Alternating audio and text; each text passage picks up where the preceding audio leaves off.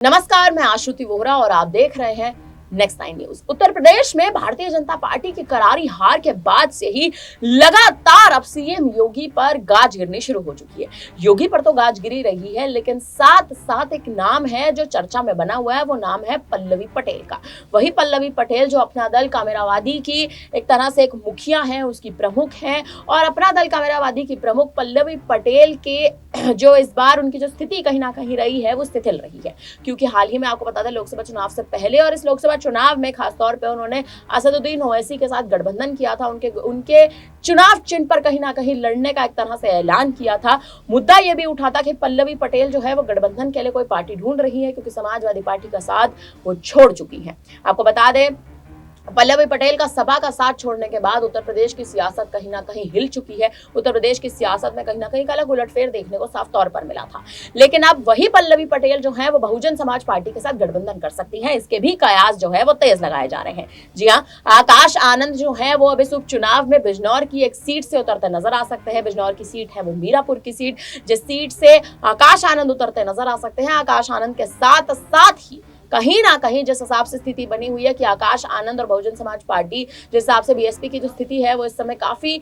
एक तरह से अगर आप देखें तो डावाडोल स्थिति बनी हुई है। उस डावाडोल स्थिति को, उस गिरती नाव को संभालने के लिए पल्लवी पटेल जो है वो कहीं ना कहीं बसपा के साथ गठबंधन कर सकती है।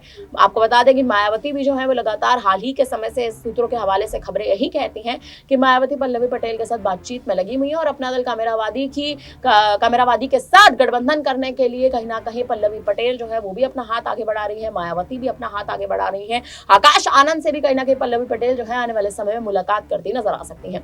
हालांकि देखना अब सबसे दिलचस्प ये है कि इस पूरे गठबंधन का अगर एक गठबंधन होता है तो अखिलेश यादव पर आखिर इसका क्या असर देखने को मिल सकता है, क्योंकि अखिलेश यादव की पार्टी के साथ गठबंधन तोड़कर कहीं ना कहीं आपको बता दें पल्लवी पटेल ने ओवैसी के साथ अपना हाथ मिलाने के प्रयास किए थे, लेकिन आप देखें तो कहीं ना कहीं स्थिति जो है वो अभी भी अस्थायी रूप में कहीं ना कहीं साफ तौर पर देखने को मिल रही है। डगमगाई स्थिति है और मुद्दा ये भी कहीं ना कहीं उठता नजर आ रहा है कि पल्लवी पटेल अगर गठबंधन करती नजर आती है बसपा के साथ तो अखिलेश यादव पर इसका बड़ा असर देखने को मिलेगा। आपको बता दें अखिलेश यादव भी लगातार मायावती के साथ कहीं ना कहीं संपर्क बनाने का प्रयास कर रहे हैं कि उत्तर प्रदेश के उपचुनाव में अखिलेश यादव और मायावती गठबंधन कर सके, लेकिन उस गठबंधन पर अभी भी औपचारिक मोहर लगती नजर नहीं आ रही है।